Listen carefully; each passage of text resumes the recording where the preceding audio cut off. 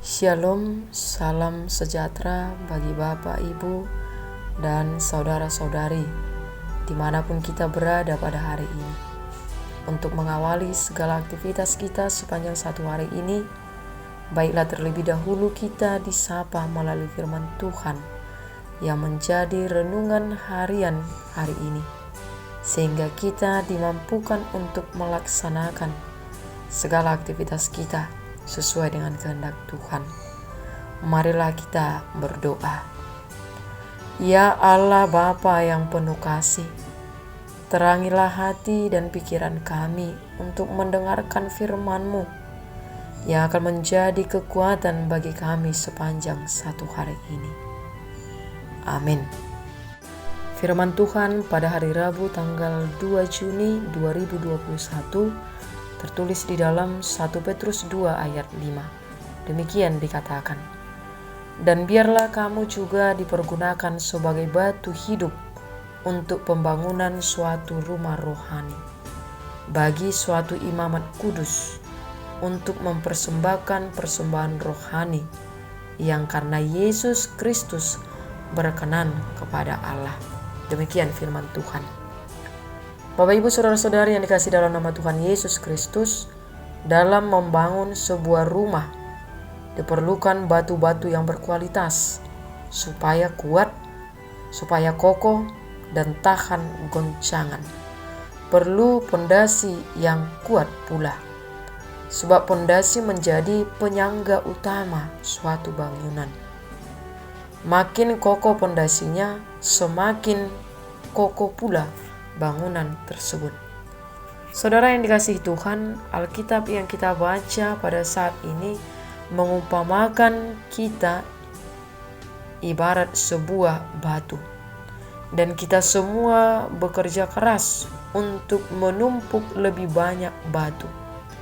Batu ini bentuknya berbeda-beda, ukurannya juga berbeda-beda. Ada yang besar dan ada yang kecil, ada yang kasar dan ada yang halus.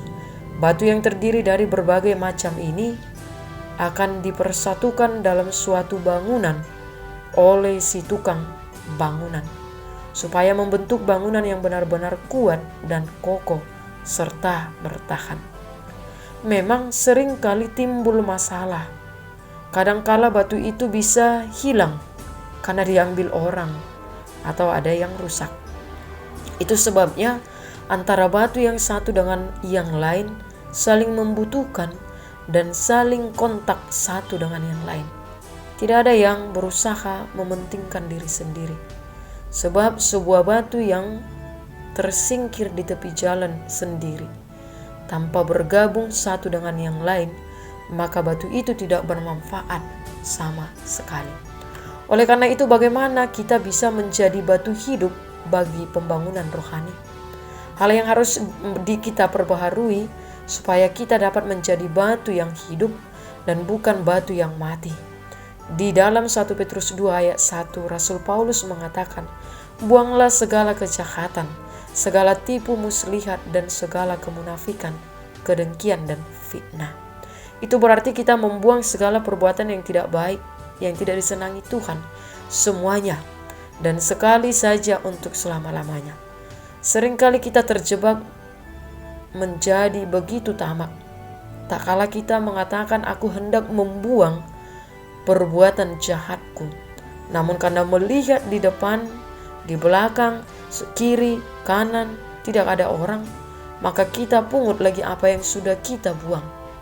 Dan supaya hidup kita juga bisa menjadi batu hidup bagi pembangunan rohani dengan perbaharui iman kepercayaan kita kepada Tuhan. Manusia itu begitu sombong. Ia senantiasa menganggap dirinya sudah dewasa, seakan-akan sudah tahu banyak hal.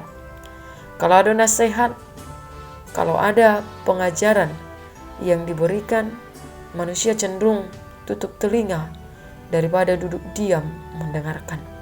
Oleh sebab itu, di dalam pembaharuan iman kepercayaan kita, Rasul Paulus mengingatkan bahwa engkau harus jadi seperti seorang anak kecil yang baru lahir, yang senantiasa rindu akan susu yang murni dan rohani, supaya olehnya kamu bertumbuh dan beroleh keselamatan. Maka dari itu Bapak Ibu Saudara-saudari, batu bangunan itu dapat berdiri teguh karena ada dasarnya yang teguh. Tanpa dasar yang teguh, bangunan itu akan runtuh. Walaupun angin yang menghembuskannya sepoi-sepoi. Orang percaya juga demikian. Kita tidak akan dapat berdiri kokoh dan teguh tanpa dasar yang kuat. Dan siapakah yang menjadi dasar bagi kita? Yaitu Yesus Kristus. Ia akan menopang kita, asal saja kita mau diperbaharui. Batu yang ukurannya berbeda, yang bentuknya berbeda, untuk digabungkan dan disatukan menjadi bangunan yang indah. Kadangkala batu tersebut harus dipatahkan, batu tersebut akan dihancurkan. Demikian juga kita manusia, ada bagian-bagian tertentu dari diri kita yang harus dihancur luluhkan. Mungkin itu berupa iri hati, mungkin itu berupa dendam, mungkin itu berupa kebencian dan sebagainya, supaya kita benar-benar diperbaharui untuk bertumbuh dan memperoleh keselamatan. Marilah kita harus menjadi batu yang hidup, yang artinya berguna bagi orang lain. Kalau kita hanya berguna bagi diri kita sendiri, itu sudah biasa, itu egois. Tetapi kalau kita berguna bagi orang lain, itu pelayanan dan untuk kemuliaan bagi nama Tuhan. Amin. Kita berdoa. Bapa, kami sungguh bersyukur atas firman-Mu hari ini. Biarlah kami diajari untuk menjadi batu yang hidup, yang berguna bagi orang lain.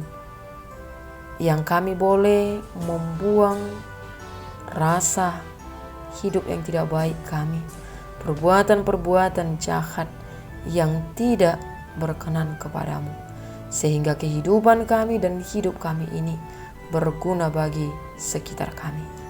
Roh Kudus-Mu kiranya memberkati kami untuk melakukan firman-Mu hari ini. Tolong dan pimpinlah kehidupan kami, sehingga kami tetap bersyukur atas penyertaan Tuhan di dalam kehidupan kami. Amin.